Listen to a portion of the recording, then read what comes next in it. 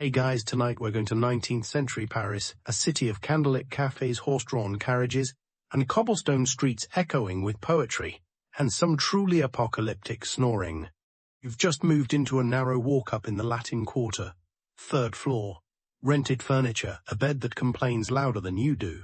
The wallpaper smells faintly of tobacco and damp wool. Tired, jet-lagged, if that even exists in 1860, and you're ready for a long, uninterrupted nap. At the moment your head hits the pillow, hear it.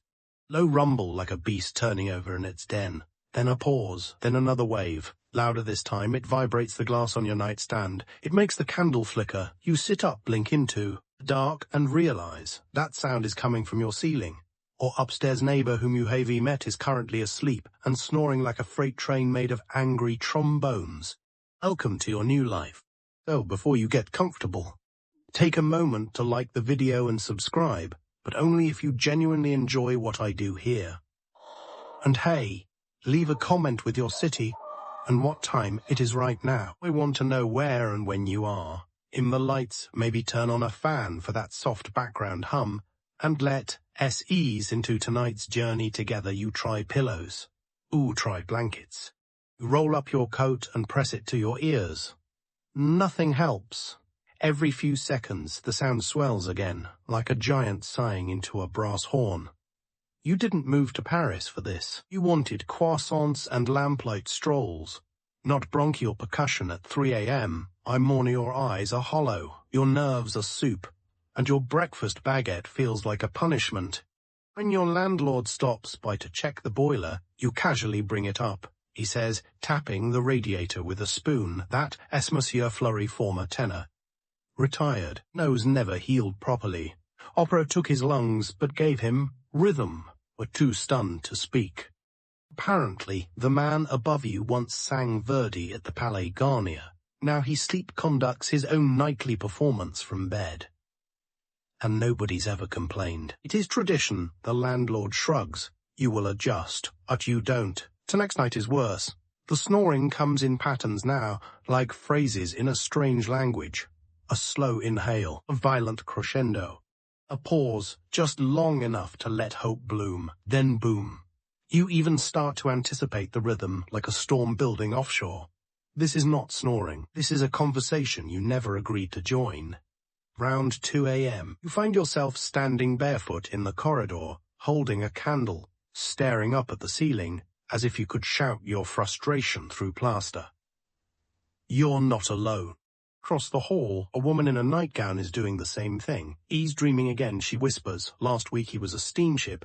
Before that a lion. Oh, blink. You can tell? He nods. Sometimes, if you listen closely, you can hear the story. That's when it hits you.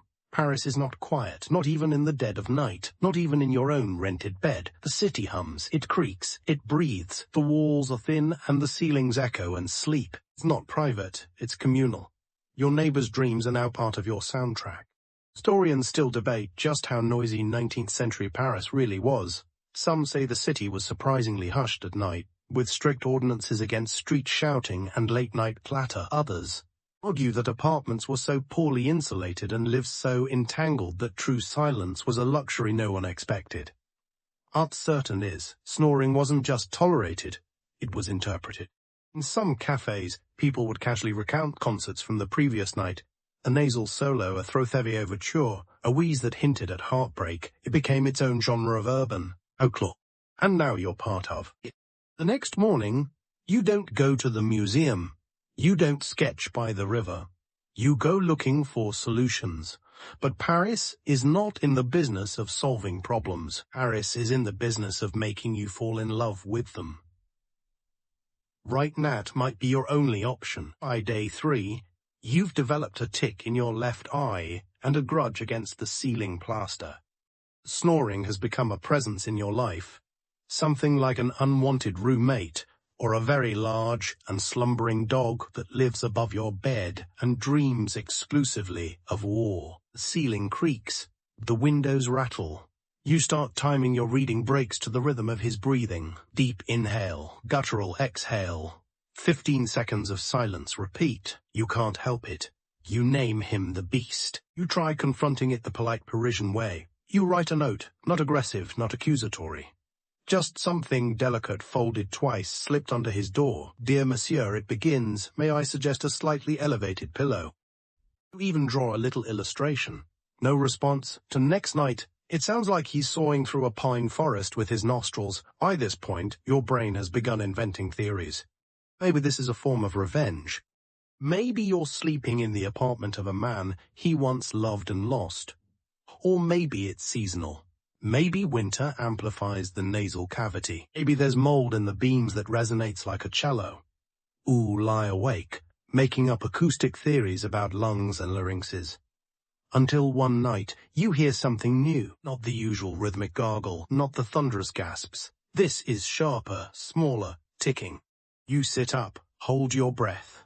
There it is again, tick, tick, tick, tick, coming from the ceiling, from directly above your bed. You grab your candle, tiptoe into the hallway, and press your ear to the upstairs door. Someone is pacing. Fast, sharp footsteps. A man's voice mumbling.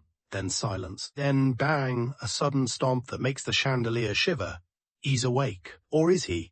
Don't sleep that night. In the morning, your croissant tastes like damp wood. You ask the concierge if everything's all right upstairs. Oh yes, she says. Monsieur Fleury often rehearses in his sleep. You blink. Rehearses? He nods, adjusting her apron. He performed in the 1832 revival of Don Giovanni. Never quite let it go. Once he sang through the entire third act in his sleep, every role. You try to smile, try to play along, but your eye is twitching again. That afternoon, you visit a friend in Montmartre, a painter named Emile who lives with 2 cats and 4 unfinished portraits. His walls are thicker. His curtains are velvet, his ceilings don't. Vibrate when someone above sneezes. Oh, tell him everything over coffee, the snoring, the sleep rehearsals, the psychic ceiling. He laughs, then leans in. There's something you need to understand about these old Parisian buildings, he says. They're made of stories. Every floor tells one. You raise an eyebrow. He continues. The wooden beams? They creak because they remember footsteps. The walls whisper because they were built too thin for secrets. If you live here long enough, you'll hear not just your neighbors, but the city itself. You stare at him. One of the cats sneezes. Has some truth in it. Historians believe many of Paris's 19th century apartment blocks, especially in the Latin Quarter and La Marais, were constructed rapidly and cheaply during population booms. Space was maximized, insulation was not, ceiling boards were thin pine, floors echoed like drumskins, but here's the strange part, some tenants liked the noise. It was company. It was proof that life was still happening, even at 3 a.m. Some residents claimed they felt less lonely hearing the upstairs baby cry, or the widow across the hall shuffle to her stove. And in the case of chronic snorers, there were rumors that certain older women believed a man's snoring, if deep and constant, brought luck to the household. Keeps away bad spirits, they'd whisper, like a protective growl. Even paid extra for a room below a known snorer. Yes, really. Historians still argue about whether this was superstition or satire, but you're not amused. You just want to sleep. At night, you drag your mattress into the hallway. The tiles are cold. The light is dim, but for the first time in a week, there is silence. Till 2:47 a.m. And you hear another snore coming from the basement. Ooh, stare at the floorboards beneath your borrowed mattress. The snoring from the basement is slower, more nasal. Less dramatic than Monsieur Fleury's operatic thunder, but no less persistent. It's like someone trying to hum through a broken flute. You close your eyes. You open them again. You sigh so loudly the candle flickers. Ooh, snorers. One above, one below. You sandwiched in the middle like the saddest croissant in Paris. You drag the mattress back to your room, defeated. Now, a new paranoia settles in. You start to wonder, how many people in this building snore? What if you're surrounded on all sides by nocturnal trumpets? The next morning, you march to the local apothecary. You explain your situation in hushed tones, hoping the pharmacist will offer you some rare herbal miracle. Instead, he smiles, nods knowingly, and produces a small wooden box. Inside, beeswax earplugs, lavender oil, and something called siffler to Nuit, night whistler. It's a kind of reed pipe, designed to soothe the subconscious with harmonic tones, the label says. It looks like someone glued a piccolo to a hairbrush. You give it a try. The idea is to place the reed in your mouth and breathe gently through it while falling asleep, creating soft, self-soothing notes that trick your brain into ignoring external sounds. You sound like a sad bird in a snowstorm, but surprisingly it helps, for a while. At night, as you begin to drift off to your own warbly lullaby, the snoring returns. But now it seems closer, bolt upright that, when you notice a crack in the ceiling near the corner of your room, thin as a thread but just wide enough to carry sound like a violin string. Stand on the bed, lean in, and press your ear to it. Nor ear as a bell, like your neighbor is right there, inches from your scalp. It turns out, this was common. Many 19th century Parisian buildings were acoustically porous, meaning the architecture didn't just allow noise, it conducted it. Cracks in plaster, gaps between wooden beams, shared chimney shafts. All these things became secret channels for sound. Worse still, bedrooms were often stacked vertically, with no insulation between floors. That meant one man's midnight opera was another man's insomnia. This became such a nuisance that in 1856, a short-lived architectural pamphlet titled Les Murmures Domestiques circulated among landlords. It included hand-drawn diagrams showing how certain layouts amplified footsteps, gossip, and snoring. A landlord reportedly placed hay between floors to muffle sound. Another installed hollow clay tiles to absorb noise, a practice now considered an early form of soundproofing. Historians still debate whether these solutions were effective or merely symbolic. However, out of hay you take matters into your own hands.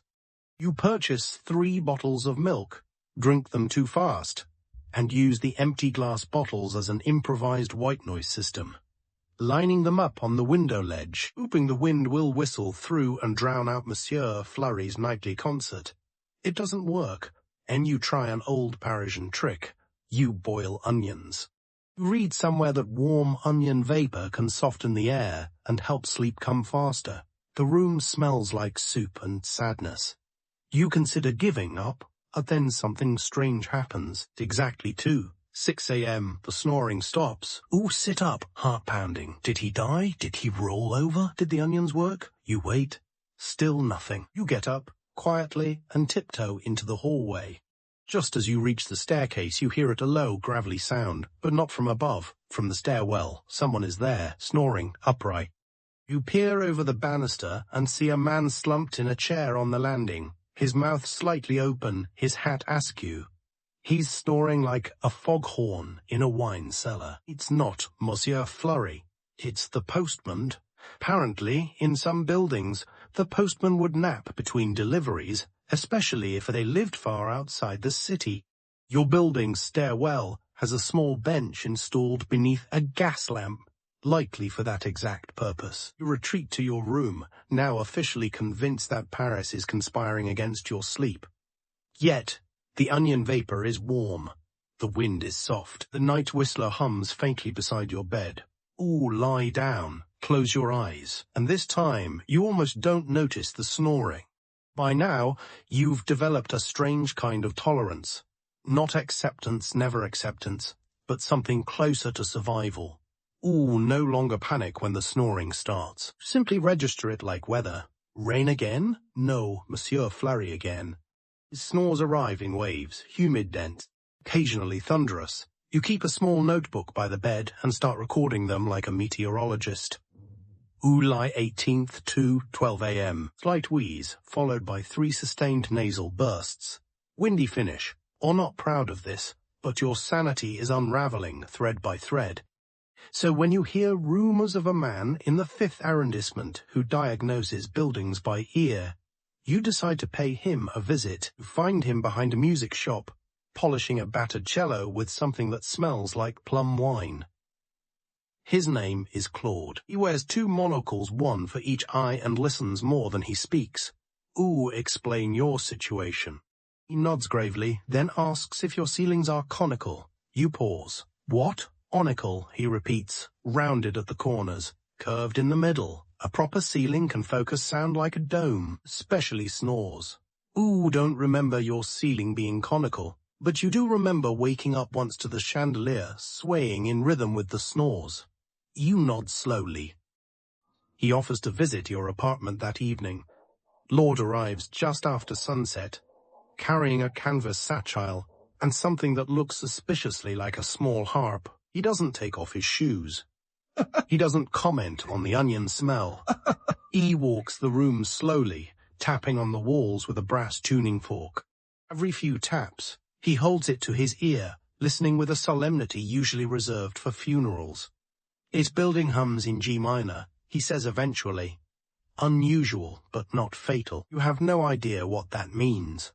Then he sets up the harp-like device, a wooden arc fitted with tiny strings and a round resonator, and places it on the floor. This, he announces, is the snore filter. You raise your eyebrows. He adjusts the tuning pegs. It catches low-frequency waves and softens the overtones, like a sieve for breath. You ask whether it works. He shrugs. Sometimes. He leaves it with you overnight. At night, for the first time in weeks, you sleep. Not deeply, not dreamlessly, but sleep nonetheless. The morning you find the harp tipped on its side and one of the strings broken, but it worked. If only once, you rush to Claude, shop to tell him the good news. He's gone. A storefront his locker cello is gone. The only thing left is a folded napkin under a stone. On it, a scribbled note. If your building sings in G minor, move. Or beginning to think Paris itself is a musical instrument. And your apartment? Just one oddly tuned string. Historians have long speculated that urban soundscapes shaped how 19th century Parisians lived, worked and slept. Sound mapping, the practice of measuring a neighborhood's acoustic profile, didn't exist then, but letters and journals describe street vendors, church bells, carriage wheels, and yes, snores. Un's scholar proposed that the working class developed a kind of sleep adaptation, learning to rest between peaks of sound like sailors napping between cannon fire. Others insist this is just romantic nonsense, that people were just exhausted. Who relate to both camps. Later that week, your neighbor across the hall invites you in for tea. Her name is Madame Lemoyne. She's 83. Wears velvet slippers, and claims she once had her heart broken by a circus clown.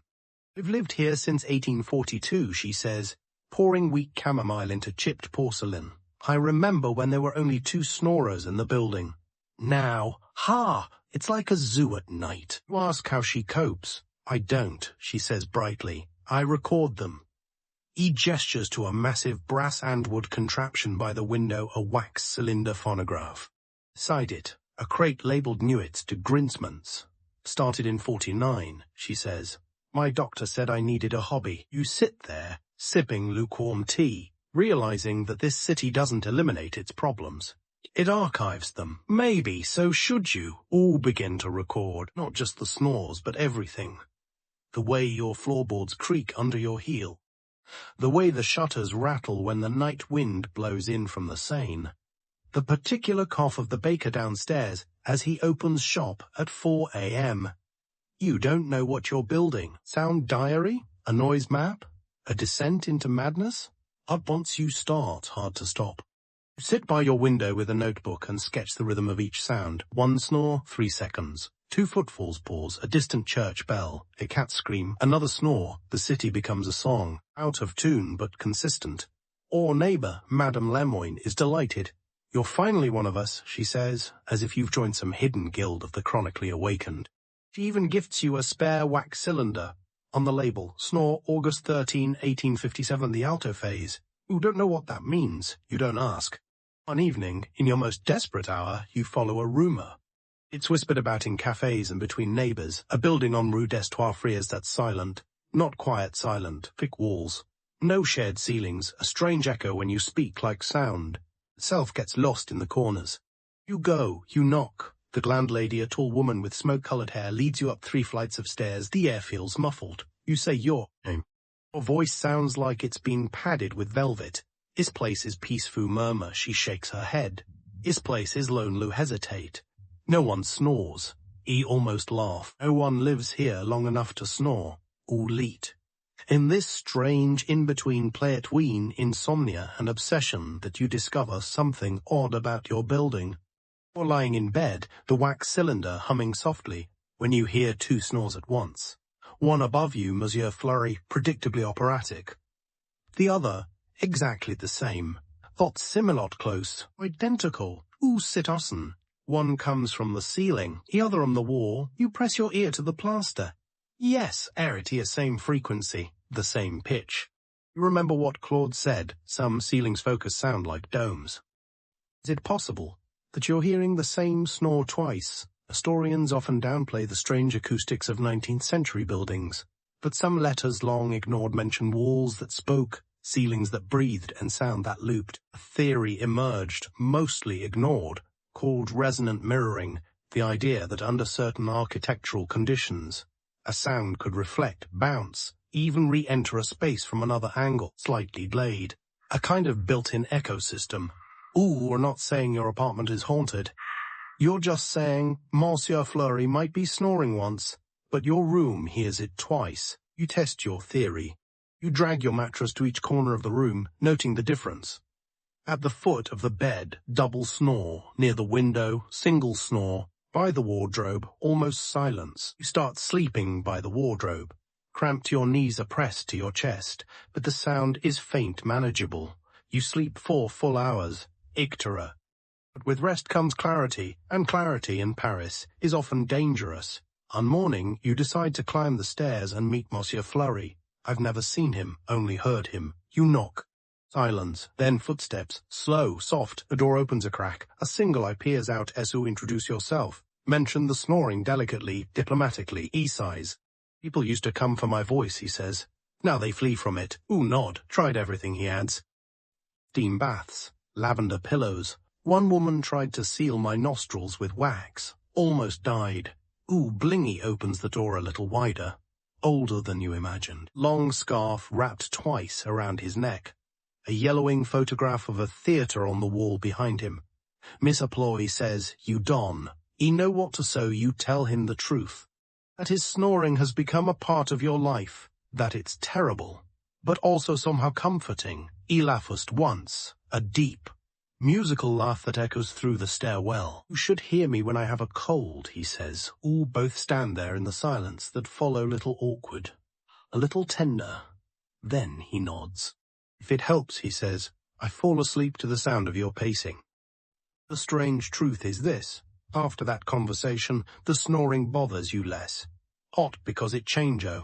If anything, Monsieur Fleury seems to have added a new dimension, a kind of rolling vibrato at the end of each exhale, like he's trying to sigh in Italian. But now that you've seen his face, heard the history in his voice, it's harder to stay angry. You realize the snores are no longer just noise. They're his breath, his memories, his loneliness echoing through layers of plaster and pine. Still, that doesn't mean you're not looking for options. Begin experimenting with architecture, building it. Just repositioning it. You stack chairs, hang rugs on the walls. Push your armoire to the center of the room like a fortress. One night, you sleep under your dining table, convinced it creates an anti-snore canopy. It does not. A concierge sees your mattress there in the morning and offers you tea, then says offhandedly, have you spoken to the bell ringer? She shakes her head. Rue Mouffetard, top floor, left side. Ring the 3rd bell. Loud sleeper. Former carillonist says he can teach you to listen around the sound, whatever that means. Naturally, you go. A building is older than yours, with steps so narrow your boots hit the walls. At the top, a small brass bell beside a door with faded blue paint. You ring it. A tall man with an enormous moustache opens. His name is Armand. He invites you in with a wave of his hand and a warning. If you interrupt me mid-pendulum, I will not forgive you. The room is chaos. Every surface holds some kind of bell, desk bells, tower bells, handheld chimes. Even the teapot whistles a note when you pick it up. Armand was once a professional bell ringer, responsible for timing and tone during church masses and state ceremonies. He claims to have memorized the exact vibration frequencies of 72 Parisian bells. Don't sleep much, he admits, but when I do, I hear everything. You ask him what he meant by listening around the sound. He lights a pipe. The smoke smells like burnt cinnamon. Those people here in front of them, he says. Listen like a cannonball straight, forward loud, but real listeners hear like fog they take in the room, the space, the air between the sound. All nod slowly, mostly because it feels polite. He then gives you a strange piece of advice. Don't fight the snore. Dance with it. All have no idea what that means. But he insists you try something before you leave. He hands you a tuning fork. Find your frequency, he says. Then hum with it. At night, you lie in bed holding the fork.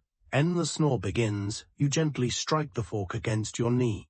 It hums in your hand, faint but steady, and you hum with it. First you feel ridiculous, like you're performing opera to no one in particular, but slowly something shifts. Your breath matches the fork. Your voice matches the fork. And impossibly, you begin to measure Flurry's rhythm. Hail when he inhales, sail when he exhales. It. S like rowing in the dark with someone upstream. Your mind stops resisting. You drift. For the first time in weeks, you sleep the whole night through. Sleep. Researchers today call this rhythmic entrainment. The idea that the brain, when exposed to a steady external rhythm, will eventually sync its patterns to match. It's the same principle behind lullabies, meditation chants, or rocking a baby. Of course, 19th century Parisians didn't have that vocabulary, but they had instinct and bells. Some sound historians, yes. That's a field believed of the reason so many bell towers. Even after mechanical clocks arrived, was because people slept better knowing the city had our rhythm. There's even a small theory hotly debated that bell ringers like our men saw themselves not just as timekeepers, but as urban sleep guides. They rang in certain ways at night to soothe entire districts. Okay, say if that's true. But you do know that humming into a tuning fork while your neighbor snores is the strangest lullaby you've ever used, and maybe the most effective. Ooh, still hear Monsieur Flurry. Now, it's almost musical. Just before sleep takes you, you whisper into the dark encore. Ooh, wake up feeling like a different person, or shoes look shiny or tea tastes sweeter. The pigeons outside your window seem less aggressive. It's amazing what 8 hours of uninterrupted sleep can do to your view of the world. Then the snore now feels like background music, something you die love, but no longer curse. Until, of course, the neighbor on the other side starts coughing. Not a normal cough, a theatrical one, as if someone were performing the role of person coughing in agony on a stage far too small. Followed by muttering, then furniture scraping. Then what you're fairly certain is a saucepan being thrown at a wall. Ooh, put on your robe and march down the hall knocks. The door opens just a crack, and a woman in a lace bonnet peers out. Good evening, you say. I live next door. I was wondering if she cuts you off. If you've come to complain about the noise, get in line behind the furniture. He opens the door fully. Her apartment looks like a library had an argument with a greenhouse. Books stacked wastely. Shans dangling from curtain rods, a large parrot asleep in a teacup. I'm a widow, she says, and I snore when I cry. Ooh, stare at, he stares back. She's very combly, but I die cry every night, I promise. You nod and retreat. Back in your room, you lie on the bed and listen. Now the snoring from above is joined by occasional moaning from the side, and the occasional shriek of the parrot dreaming in French. It's not bad, exactly. It's just a lot. Next morning, you go where all overwhelmed Parisians go when in need of answers, the market. Marché Morbot, open-air stalls, old men selling mushrooms that may or may not be legal, women hawking sleep potions made of crushed petals and wine. You ask for remedies, you get laughter. And one stall keeper, a wiry man with one eye and 12 scarves, leans in and says, All want silence? Find the snore circle. All raise an eyebrows that a drug. No, he whispers. It's a group. A society, people who gather in secret too, redistribute snoring. You laugh. He does not. He gives you a name, Madame Colette. He walks the Seine at dusk, he says, dragging a cane and wearing too much perfume. Of course she does. Find her 2 nights later, standing on a footbridge, watching the moon. She smells like cloves and citrus. Ooh, introduce yourself, he says, without turning. You live beneath Flurry. Ooh, blink. How do you know? He sings in his sleep, she says. and the river carries sound. I'm not sure if she's joking. She invites you to a meeting. The snore circle meets once a week in a candlelit room above a bakery that never sells bread. The members sit in a circle of mismatched chairs. A velvet banner hangs above them. Expect the river, share the sleep. Each person stands, shares their week's sonic report, and swaps tips. One woman places copper bowls under her bay-absorbed bass. She says another man insists on sleeping with a live violin on his chest. Vibrat explains .com's my organs. You're handed a notebook labeled Night Notes. Inside are graphs, sketches, and the occasional desperate poem. My neighbor snores like winter geese, I beg the moon to grant me peace. You're not sure if this is genius or a sleep-deprived fever dream. But the sense of community is oddly soothing. Some historians believe groups like this may have existed, small sleep circles or noisy-sharing collectives among artists and students.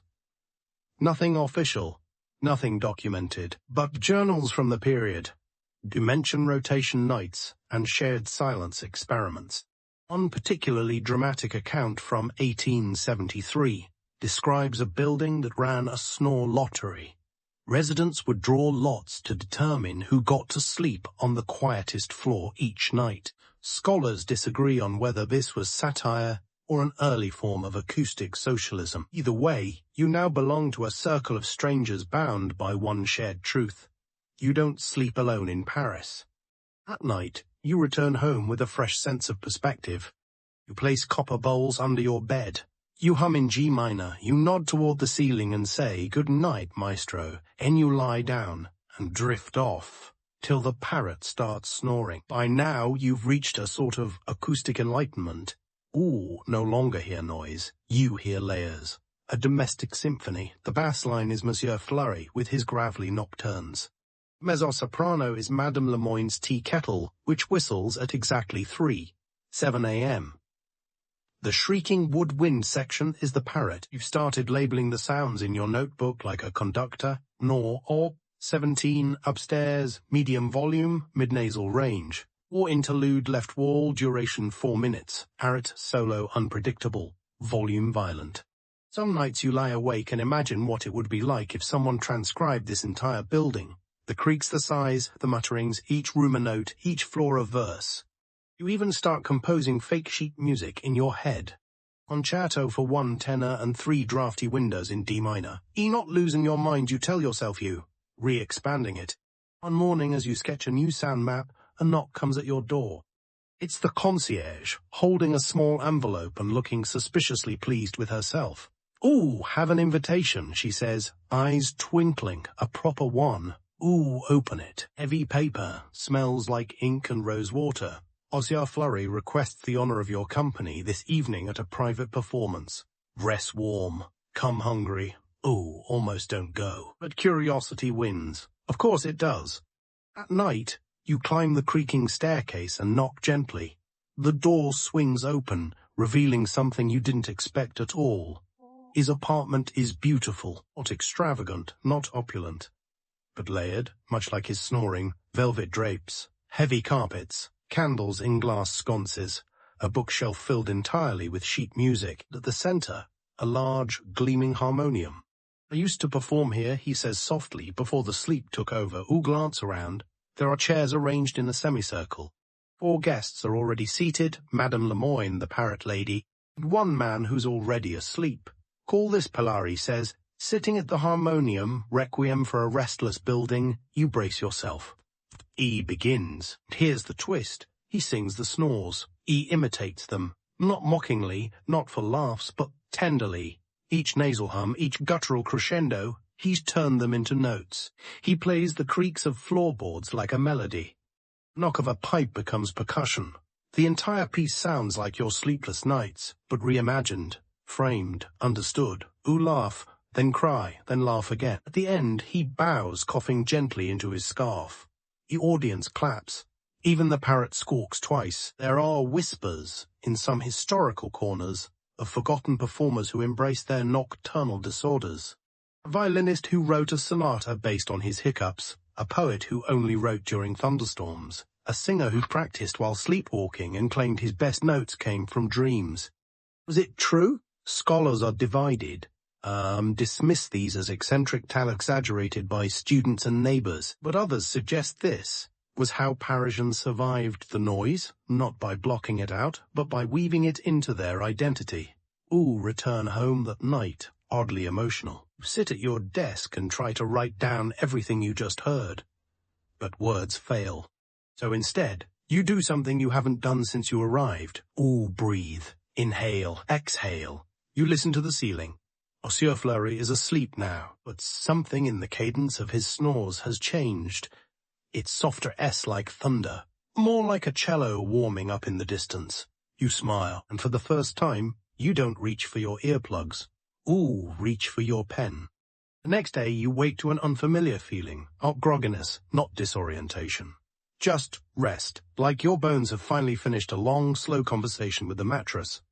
Even the parrot seems quieter, as if it too caught the last notes of Monsieur Fleury's midnight concert and decided for once not to scream at the sunrise. You dress slowly, make your coffee, then something compels you to walk. Not far, just through the neighborhood. City is waking up. Bread carts rattle down cobbled streets. A chimney coughs out smoke that smells faintly of lavender and regret. You pass a man sweeping in rhythm to a song you can't hear, even. Pigeons flap more gracefully today. You begin to notice sounds everywhere, the texture of them. You hear a dog's bark echo between alleyways like a trumpet checking for harmony. You hear the rustle of newspapers, the squeak of a cafe window being cleaned, the hiss of the first espresso machine of the day. And suddenly you realize, Paris has always been a city of sleepers and singers. Often at the same time, at your bill do you find a note slid under your door, folded precisely. Smelling faintly of chalk and flour, it reads, for you're interested in hearing what your building really sounds like, to the attic. Midnight. Bring nothing. Tell no one. Signature. But you recognize the handwriting. It's Madame Lemoyne. Hesitate for half a second.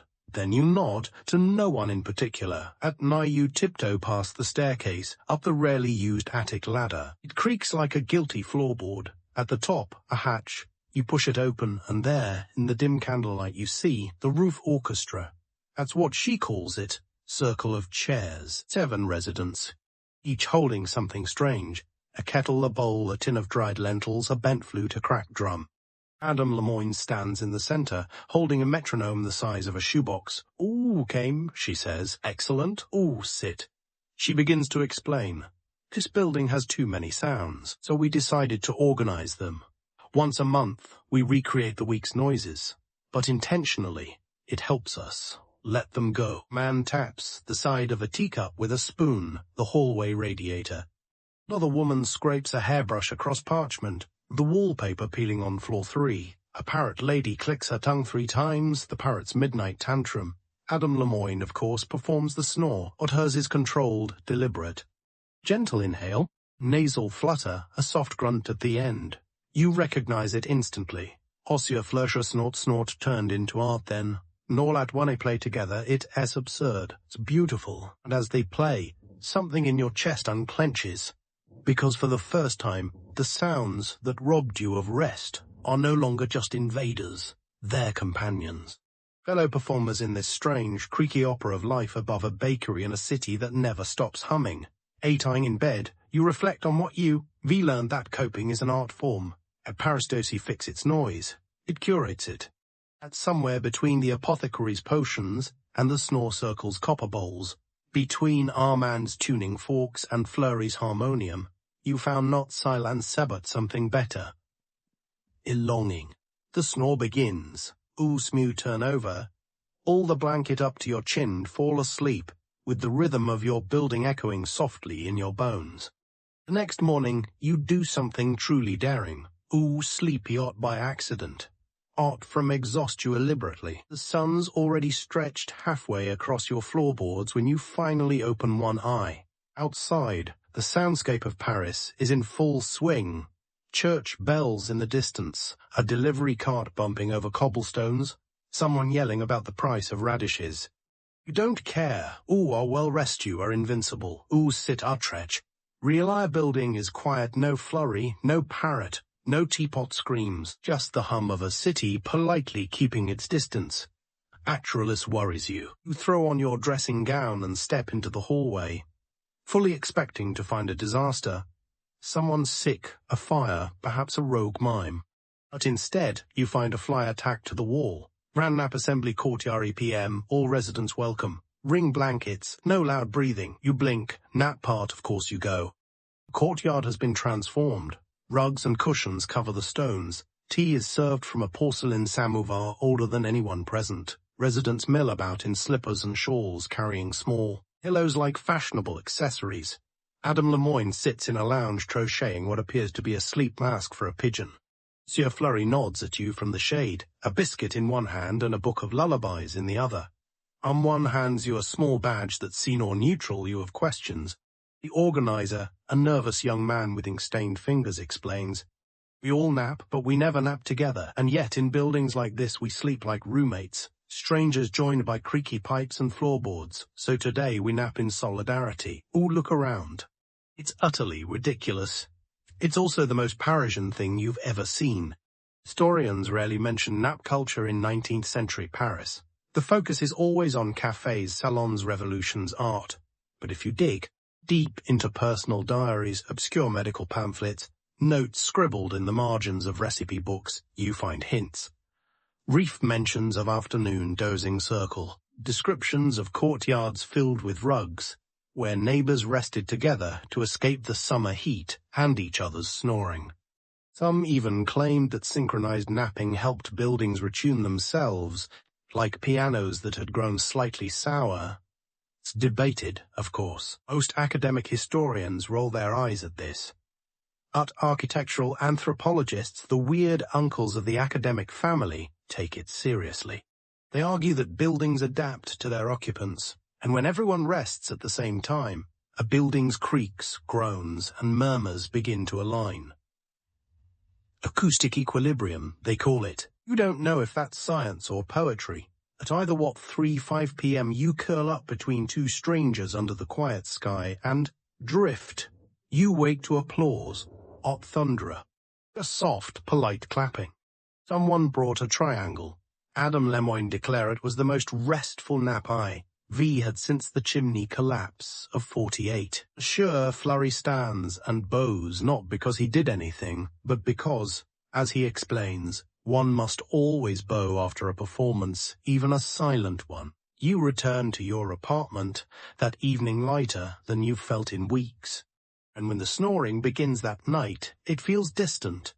Not because it's quieter, but because you've changed position, not just in the room, but in relation to the sound. No longer dominates your world. It simply exists within it. Ooh, open your notebook to write down the snores, to write a let real one. Neighbor. Envelope. It begins. Dear future tenant, if you're reading this, it means you've moved into my old apartment. Congratulations. And I'm sorry. All going to hear some things. You're going to lose sleep. But you're also going to find something extraordinary. City that never truly sleeps, but always dreams. Maybe if you're lucky, you'll learn to dream with it. Ooh, fold the letter. Slide it into the crack in the floorboard behind your bed. And you turn out the light and listen and smile. Yours a rainy afternoon when you receive your next invitation, though invitation might be generous. It's more of a summons. A scrap of brown paper shoved under your door, barely legible ink. If you truly wish to master sleep in Paris, to the laundry room. Midnight. Bring something that smells like home. No name, no instructions, no logic. Actually, you go. The laundry room is underground, one of those half-forgotten cellars that smells of iron, soap, and ghost mildew. A single lantern burns on a crate. In the corner, a group of 6 residents sit on overturned basins and folding chairs, each cradling something. A scarf, a satchel, a little jar of herbs. You bring your old shirt, the one you haven't washed in 2 weeks, because it reminds you of sea, wind, and bakery mornings. Does the job. Woman in blue gloves introduces herself as Celeste, has the soft-spoken authority of someone who knows where the building keeps its deepest secrets. She explains. This group believes scent is the missing sense, that sleep is not about silence but safety. And that safety, for most people, smells like memory. Another person inhales deeply from a tin of cinnamon bark. You sit. Ooh, listen, then Celeste begins the ritual. First, she dims the lantern. ATE opens a satchel filled with folded cloth, each scented with a different oil vetiver.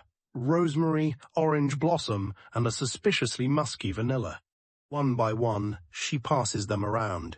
Instructed to breathe in, close your eyes, and describe what images come to mind. You smell rosemary. You think of your grandfather's soup, steam curling like a lullaby above the bowl. Ooh, smell vetiver, think of wet wood. And a holiday cottage where the roof leaked. You smell orange blossom. Think of last summer and a nap you took beside a sunlit window. Sudden Lou, retired not exhausted, Ott overwhelm us quietly. Honestly tired, the good kind. Celeste nods knowingly, anchored. Say how the building can hold you. It sounds ridiculous. Maybe it is ridiculous. But when you return to your apartment, something clicks. Who set the old shirt beside your pillow? You dab a bit of rosemary oil on your sleeve. You lie down, pull the blanket to your chest, and for the first time in this entire saga, you fall asleep before the snoring even begins. Ooh, never hear it. Historians rarely consider scent in the context of sleep, but recent scholars are starting to explore it. There's evidence that 19th century Parisians used dried herbs, scented pouches, and even perfumed wallpaper in bedrooms, not for romance or luxury, but to guide the brain into sleep. 1851 apothecary ledger even lists something called souvenir deceased, a small sachet meant to mimic the smell of Sunday naps at grandmother's house. No one knows what was in it. Academic debate rages on. Uncamp insists it was lavender and lemon balm. Another insists it included worn wool and a trace of old tobacco.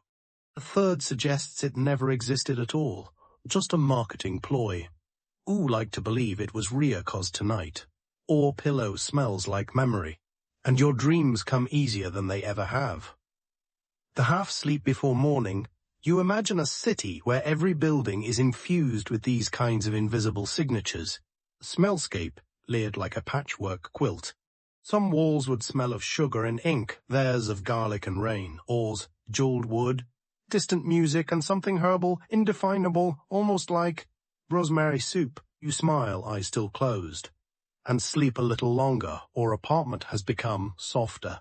Not literal, walls are still cracked, the floor still slants leftward, and the window latch still threatens to fall off every third thirster, but it feels softer. The snore is still there, but it no longer startles you. It blends in, like the ticking of an old clock or the low gurgle of pipes. You begin to understand.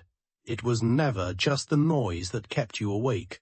It was the tension in your body bracing against it like a door against wind. How? You open the door. Ooh, stop, flinching. And that's when you notice a new sound. Odd loud, not unpleasant, consistent, tapping, ain't rhythmic, like someone drumming their fingers on a wooden table 2 floors above. It starts at 2:43 a.m. every night. Ooh, time it. Tap, pause, tap, tap, long pause. At first, you think it's the radiator, then a leaking pipe. Then perhaps the building thinking that the pattern is too deliberate. You mention it at the snore circle. Hey, freeze. Madame Lemoyne leans in and whispers, you've heard the drummer. All learned that the drummer is a legend in the building. No one's ever seen him. No one even knows which apartment he occupies. He doesn't attend meetings, doesn't join the nap assemblies, doesn't hum in harmony with Flurry's snores. But he taps, every night. Same rhythm, same time. Some believe he's a former music teacher who lost his hearing and now plays from memory.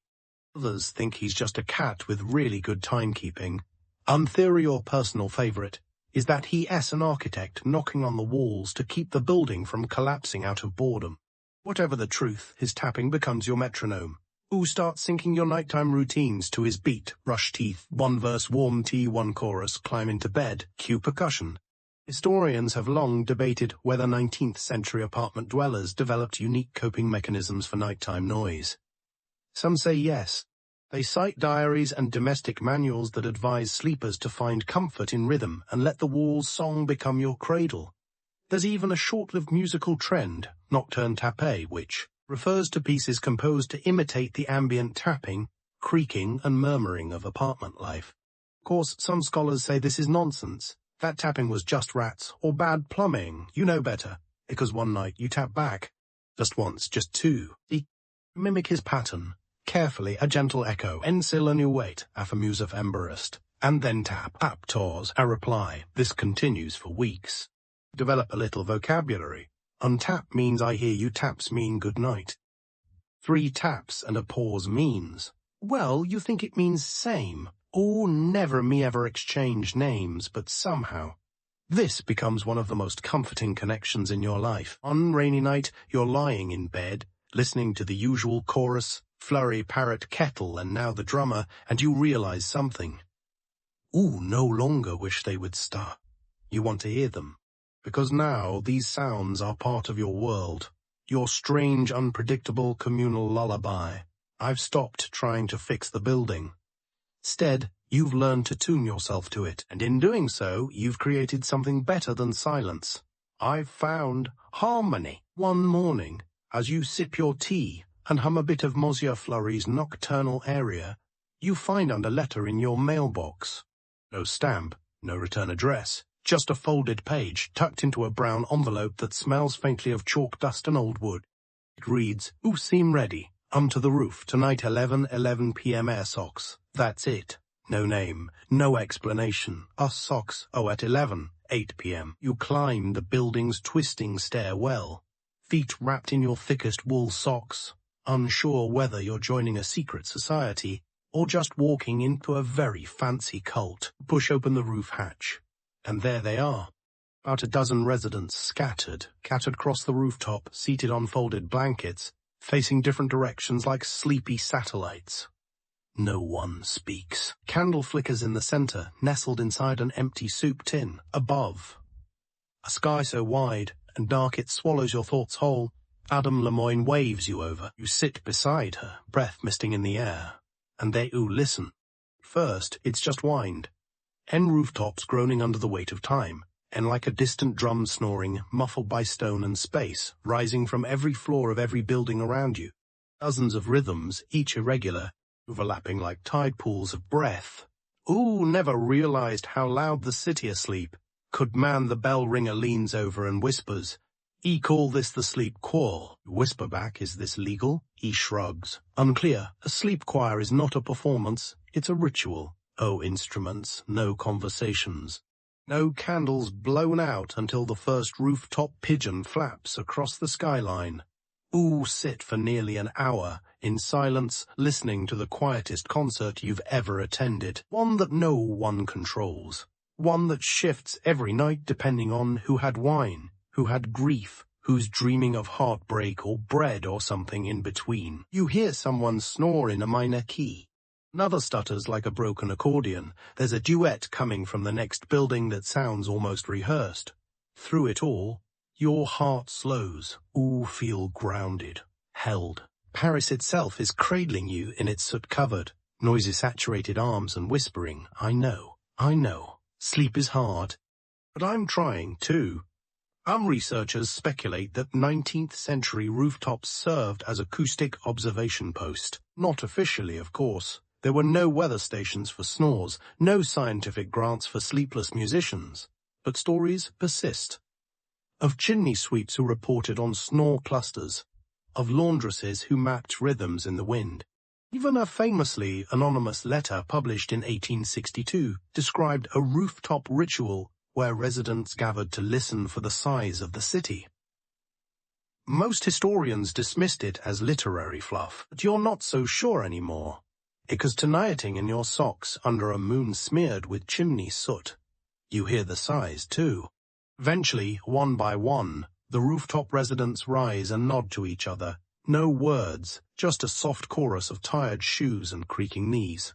Descend the ladder, back to your apartment, back to your mattress by the wardrobe, back to your familiar ceiling carrying the faint, rhythmic thunder of Monsieur Fleury. You close your eyes. Just before sleep wraps its arms around you, whisper, not to anyone in particular, but to the whole strange, snoring building, Goodnight wire. A week later, you're invited to a funeral, but not for a Persera sound. The invitation, of course. Andrew told it into an origami bird, left on your windowsill as if the wind itself delivered it. The tea kettle is broken. Ceremony will be held in the courtyard. Rest respectfully. Ring something that hisses. Ooh, hesitate.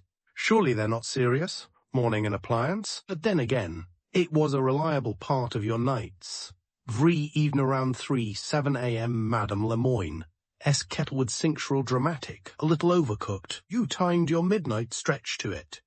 Sometimes you even dreamed it into your dreams. Now, it's gone, and yes, you do feel something. The funeral, about 15 residents gather in the courtyard. Most wear grey, one person queries a colander. Another has a rubber hot water bottle strapped like a satchel. Armand wears black gloves and holds a tiny, soot-stained tuning fork. Adam Lemoyne stands before a table draped with a floral scarf. Atop it, the dearly departed kettle, dented, still faintly smelling of mint and limescale. He begins. 6 years this noble vessel whistled through illness, insomnia, heartbreak, and draughty windows.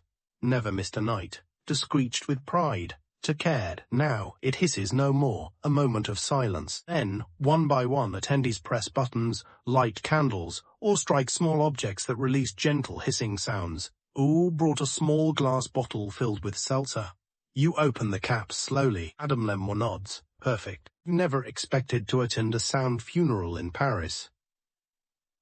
Then again, this city has a habit of surprising you, of teaching you that everything, every tap, whistle, sigh, has weight, history, and personality. Even the things most people tune out. Sound gone is a memory altered, silence where there used to be song. There's an actual historical precedent for this, believe it or not. In the 1880s, certain neighborhoods in Paris began recording what they called sonic transitions, when a familiar sound disappeared due to modernization. The clatter of horse hooves replaced by rubber wheels. The chime of lamplighters replaced by the electric buzz of gaslights. Local councils even held farewell concerts for fading sounds. In Montmartre, there was a documented parade for the last hand-cranked coffee grinder. People wept. A musician played its burr-grind rhythm on a xylophone. Historians today argue about whether these events were real or just exaggerated satire. But honestly, after everything you've experienced, you're inclined to believe it. To the Madame Lemoyne pulls you aside. I have a new kettle. He says quietly, it sings in G-sharp. You nod solemn. It will never be the same. Oh, she agrees, but that's the point. You walk back to your apartment, hands warm from holding a candle. You notice how the building feels different. Not quieter, just missing something. And not in a sad way, or like when a bird migrates, you know it's gone, but part of you still listens for its wings. At night you prepare for sleep, you don tea, hear the kettle. And yet, you still stretch at 3-7. Of habit of memory, out of respect. Smiles closed, and say soft rest in peace, old friend. Then, from the left wall, Madame Lemoyne's new kettle lets out its first shrill, bright, sharp whistle. Laugh into your pillow choir continues. As your last week in the apartment, lease ends soon. New job, or maybe just a new chapter, waits across the river. The boxes are mostly packed. Your favorite mug is wrapped in a scarf. The mattress has been stripped bare, like a stage after the final bow. And yet, you keep delaying, not because of logistics, because of the sound. Because every creak of the window, every wheeze from the radiator, every muffled snore from above, feels like a goodbye you're not quite ready to say. You start making little rounds in the building, like a sleepy landlord on a farewell tour. Adam Lemoyne catches you pausing outside her door. She doesn't ask why. She just hands you a stale lemon cookie and says, you'll miss the mold. It builds character. Climb the stairs and knock once on Flora's door. No reply, but later that evening, you find a tiny harmonium tune slipped under yours, written in pencil on napkin paper. It's titled for the one who listened. Tap once for the drummer. He replies with 3 slow knocks, a final signature, N one night around 2:30 a.m., you do something a little dramatic. You stand in the middle of your room, arms crossed, and say out loud, to the ceiling, "Hey everyone, I'm leaving, just thought you should know." For a moment, There's nothing. Creak in the floorboards upstairs. A pipe hisses quietly. The new kettle lets out a polite wheeze. And, yes, a parrot coughs. Ooh, swear you hear it son, Tigo. Historians would tell you that apartments don't remember people. That cities move on. That walls forget. Then again, they once said people wouldn't mourn kettles, or compose lullabies from snoring, or hold midnight rooftop rituals in wool socks. And yet, all last night arrives. Ooh, sit on your half-packed bed, legs dangling, listening. Not writing, not tapping, just listening. Snore is there, little fainter than usual, or maybe you've simply adapted that much. A window clicks once, like it's telling you to go gently. Ooh, lie back, one last time. This time the sleep comes fast. Eep, gentle, like being carried. In the morning, you slip a few things under the floorboard. Your copy of the Snore Circle notebook, a sprig of dried rosemary, and a folded page labeled tips for the next sleepless soul. And you lock the dot loudly, or just loud enough to be heard. Outside, Paris is doing what Paris does, being too much, too beautiful, too noisy, too unforgettable. Somewhere nearby, a new kettle is whistling its first song. Behind you, tucked inside the walls of that building, is a whole world of stories. Symphony of sleeref, steam and time, and a little part of you will always be listening for it. Always. Oh, we're not in Paris anymore, you. Somewhere quiet Abies, or maybe just somewhere different. And yet, in the stillness of your new room, when the world softens and the lights go low, you can almost hear it. Gentle snike wind slipping through curtains, a kettle sighing. Pipe murmuring like it has secrets to Kie. Not really, of course. Your memory hums them back. Because sound, once familiar, never really leaves you. It becomes part of how you sleep, how you rest, how you return to yourself. Learn something. You don't always need silence. All you need is rhythms, patters, proof that life is still moving gently beside you. Even in the dark, so as your eyes begin to drift and your thoughts get lighter, imagine that little apartment again, cracked ceiling, a walls full of voicier soft choir rising through floorboards and dreams. You say, you're held, home even now sleep well on